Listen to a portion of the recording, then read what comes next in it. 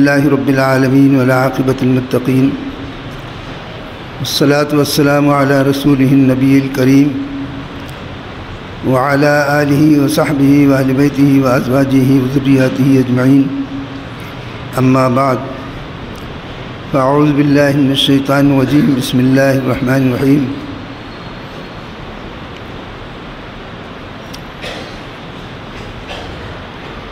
لَتَجِدَنَّ أَشَدَّ النَّاسِ عَدَاوَةً لِلَّذِينَ آمَنُوا الْيَهُودُ وَالَّذِينَ أَشْرَكُوا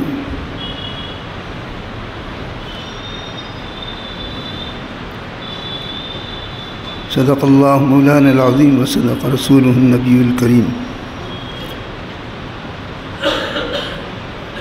وقال اللہ تعالی فی آیۃ اخری یا ایہا الذین آمنوا لا تتخذوا اليہود والنصارى اولیاء بعضهم اولیاء بعض ومن یتولہم منکم فاولئک هم الظالمون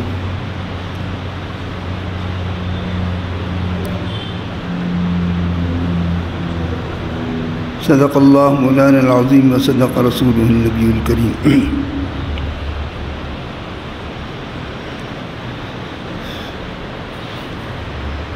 قرآن کریم نے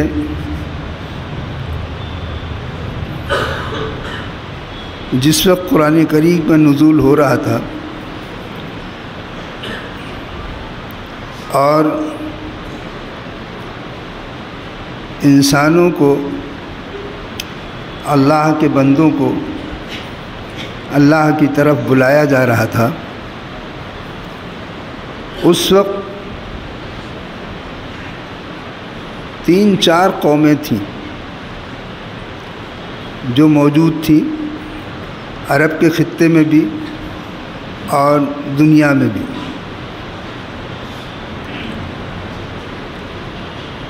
جو 2 بڑی قومیں تھیں جن کو دعویٰ تھا کہ ان کے پاس پیغمبر بھی ہے اور ان کے پاس اللہ کی کتاب بھی ہے، آسمانی کتاب اللہ کی ہے ان کے پاس اور ان کے پاس پیغمبر بھی ہے۔ اس لیے ان کو سب سے بڑا دعویٰ تھا کہ ہم ہی ہدایت پر ہیں، بلکہ ہدایت پر ہونا تو اپنی جگہ پر ہے، انہیں تو ان میں سے بعض کو یعنی یہود کو خاص طور پہ یہ دعویٰ تھا کہ نحن ابناء اللہ، ہم تو اللہ کے اتنے قریب ہیں اور اس کے دوست ہیں،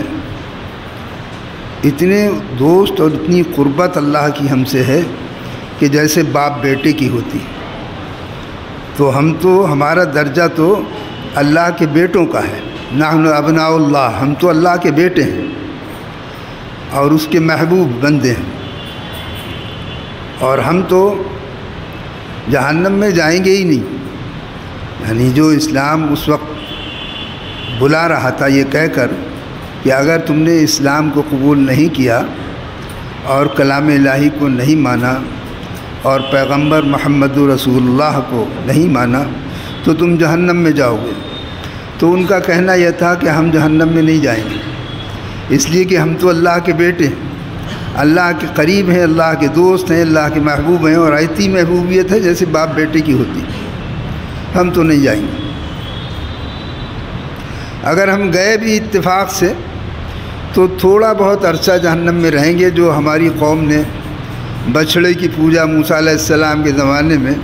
بچھڑے کی پوجا کر کے جو غلطی کی تھی، اس کی پاداش میں اگر ہم کو جہنم میں ڈالا بھی گیا تو وہ تھوڑے دنوں کے لیے ہوگا اور اس کے بعد ہم جہنم سے نکال لیے جائیں گے۔ یہ یہود کا دعویٰ تھا، اور یہی دعویٰ نصارہ کا تھا،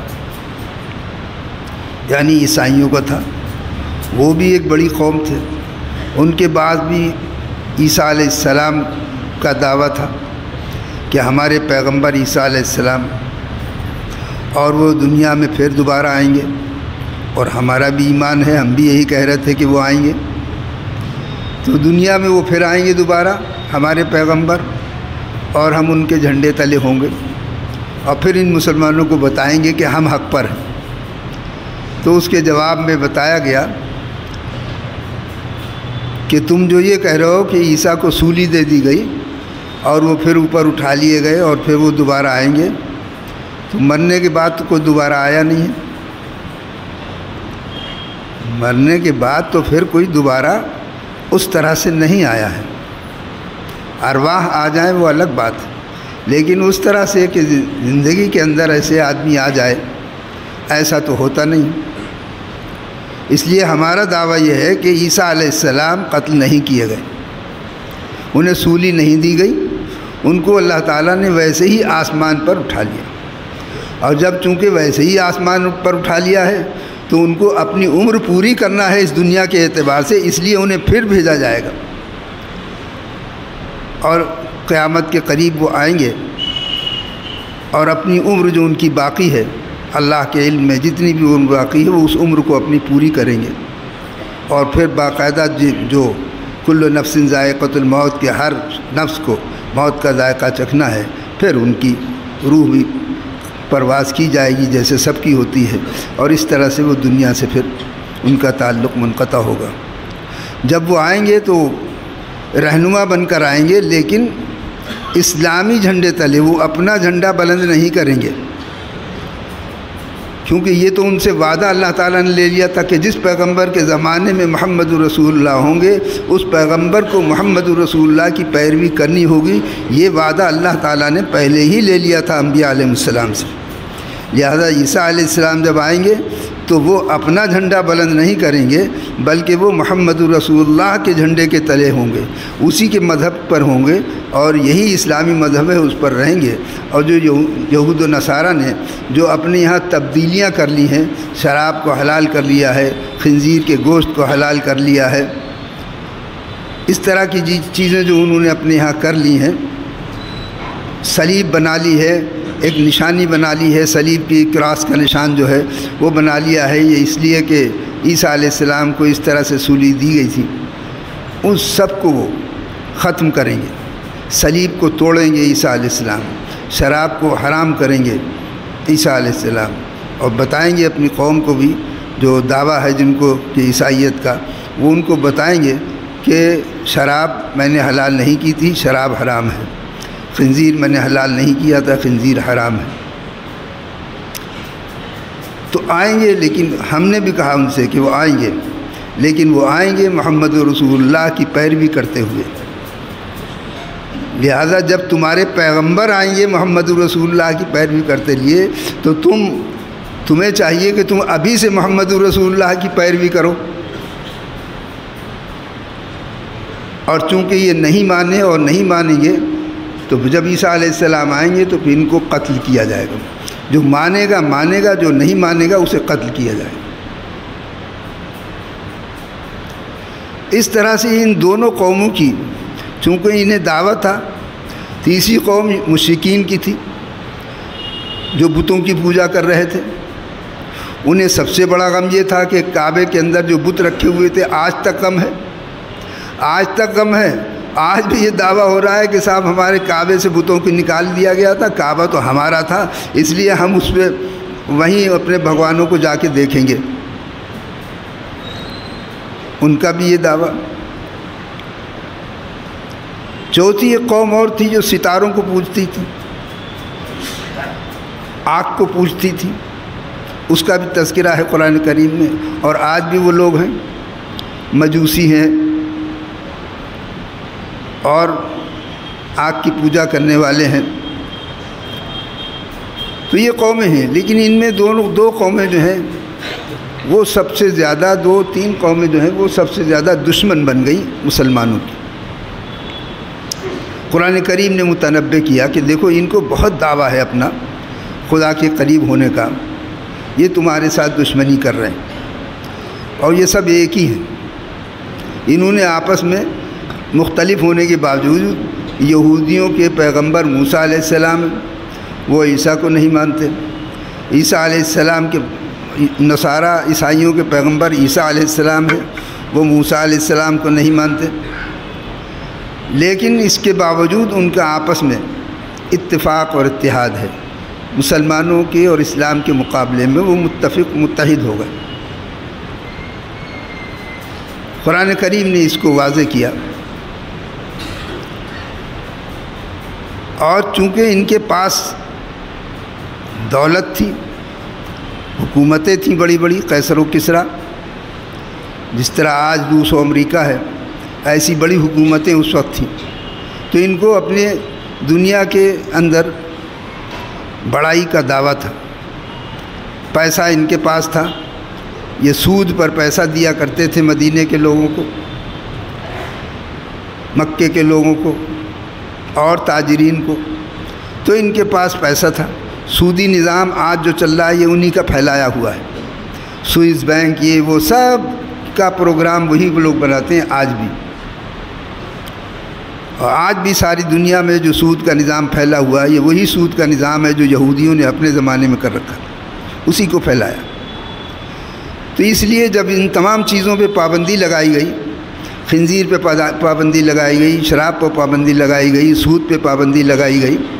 تو یہ سب کے سب دشمن ہو گئے۔ بتوں کی پوجا پہ پابندی لگائی گئی، تو سب ایسے دشمن ہو گئے کہ قرآن کریم کہتا ہے کہ دھوکے میں نہ آنا، لَتَجِدَنَّ أَشَدَّ النَّاسِ عَدَاوَةً لِلَّذِينَ آمَنُوا الْيَهُودُ وَالَّذِينَ أَشْرَكُوا۔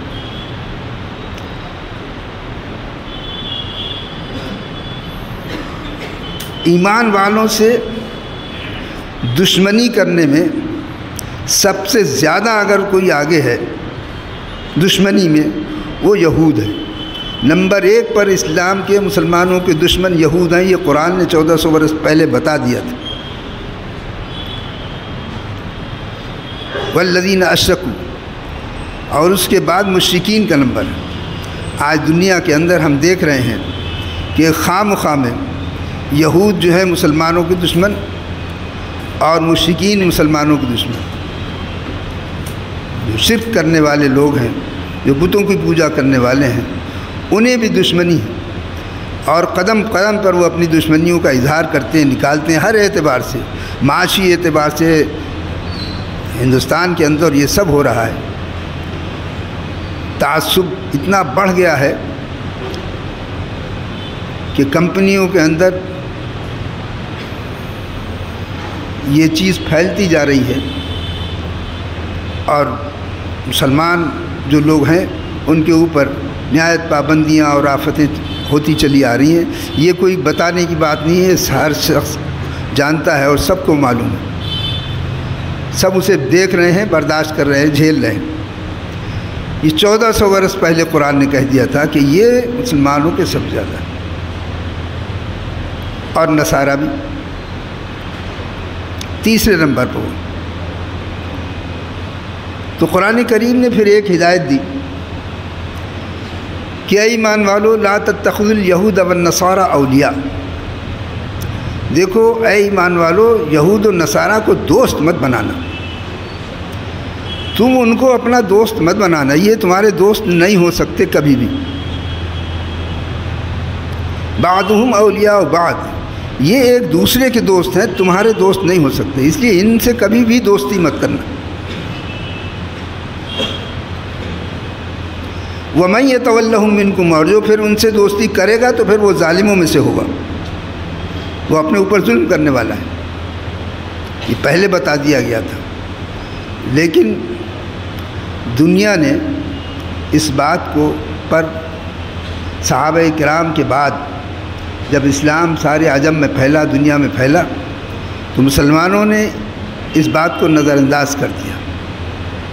اور یہود و نصارہ سے دوستی شروع کر دی، یہود و نصارہ سے دوستی شروع کر دی، ان کی طاقت کی وجہ سے، ان کی قوت کی وجہ سے، بجائے اس کے کہ اپنے اندر طاقت اور قوت پیدا کرتے۔ اپنے اندر جو قرآن نے کہہ دیا تھا کہ تم اپنے اندر قوت پیدا کرو، طاقت پیدا کرو، اس لیے کہ طاقت کے آگے سب طاقت کو مانتے ہیں، طاقتور پنجے کو سب مانتے ہیں۔ قرآن نے ایک جگہ یہ بھی کہا کہ دیکھو جس طرح ہو سکتا ہے، ما استطعتم من قوت، جتنی قوت تم سے ہو سکتی ہے اپنی طاقت اور قوت کو جمع کرو، طاقت کو پیدا کرو، قوت کو پیدا کرو۔ ترہبون بھی عدو اللہ، تاکہ تم اللہ کے دشمنوں کو ڈرا سکو۔ قوت سے سب ڈرتے ہیں، طاقت سے سب ڈرتے ہیں، لیکن یہ مسلمان جس طرح پھیلتے گئے اور جس طرح دنیا کے اندر آتے گئے، انہوں نے دنیا کے اندر ان سے دوستی شروع کر دی، بجائے خود کچھ کرنے کے ان سے ہی دوستی شروع کر دی ان کو، اور اپنا پیسہ ان کے پاس جمع کرنا شروع کر دیا۔ ساری 52 ملک ہیں تقریباً اسلامی، سب محتاج ہے امریکہ اور روس کی۔ کیوں محتاج ہیں؟ کہ انہوں نے اپنے پیسوں کو، اپنے یہاں نظام سسٹم نہیں بنایا بینک کا، بلکہ ان کی بینکوں میں اپنے پیسے رکھنا شروع کر دیے۔ ہمارے مولوی صاحب کہا کرتے تھے کہ اپنے چنے دوسرے کی جھولی میں ڈال کر کھانا بھیک مانگنا ہے۔ ایک ایسا جملہ بتایا، فارمولہ بتاتے تھے کہ پیسہ جو ہے ہمیشہ اپنا پیسہ اپنے پاس رکھو تاکہ تمہاری قوت رہے۔ تم اپنا پیسہ دوسرے کے پاس جمع کرو گے پھر تمہارا اس پہ کوئی قبضہ نہیں ہے، وہ چاہے گا دے گا، نہیں چاہے گا نہیں دے گا۔ اور آج یہی دنیا میں ہے، ذرا بھی کوئی بات ہوتی ہے تمام بینکوں کو سیز کر دیا جاتا ہے، پیسے کو روک دیا جاتا ہے، انہی کا پیسہ، ہمارا پیسہ ہم کو اس سے روک دیا جاتا ہے کہ نہیں ملے گا، پابندی لگا دی جاتی ہے۔ آج جو فلسطین کے ساتھ گزر رہا ہے، جو غزہ کے اوپر جو مظالم ہو رہے ہیں، آج بھی آنکھ نہیں کھل رہی ہے، آج بھی اتفاق و اتحاد نہیں ہو رہا ہے، سوائے بیان بازی کے اور کچھ نہیں کر پا رہے ہیں۔ آخر وہ کب اتحاد ہوگا؟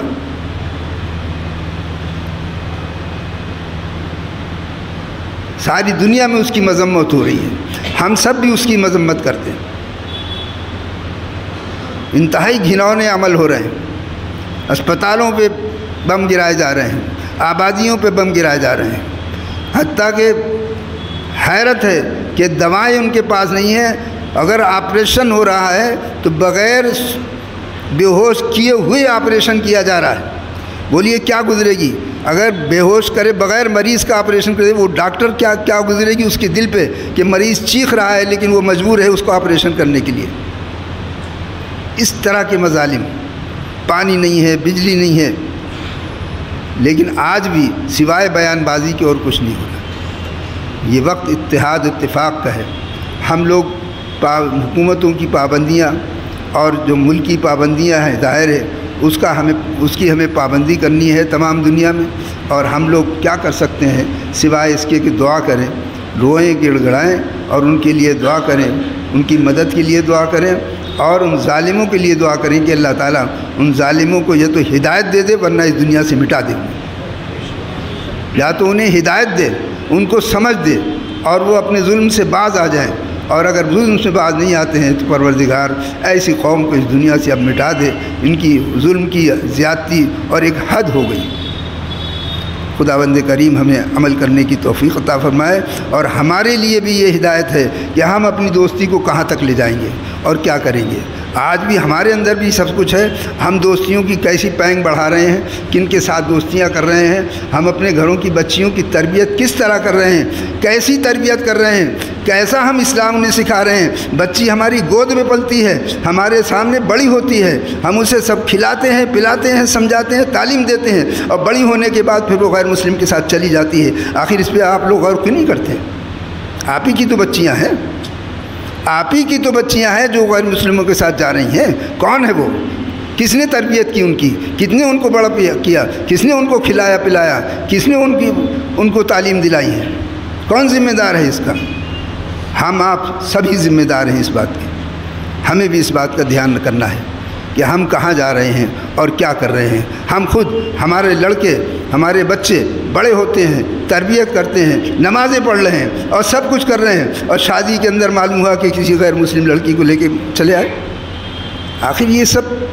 کیوں ہو رہا ہے اور کیا ہو رہا ہے؟ یا ایھا الذین آمنوا لا تتخذوا اليہود والنصارى اولیاء، اے ایمان والو ان نصارہ اولیاء اور مشرکین کے ساتھ دوستی مت کرو، یہ دوستی کے قابل نہیں ہے۔ دنیا داری کرو، ایسا نہیں ہے کہ دنیا داری نہ کرو، دنیا داری کرو لیکن دوستی نہ کرو۔ بات کو سمجھنا چاہیے اور ہمیں دعا کرنا چاہیے کہ اللہ تعالیٰ مظلومین کی مدد فرمائے اور ظالموں کو ہدایت دے یا اس دنیا سے انہیں مٹا دے۔ ما علینا الا البلاغ۔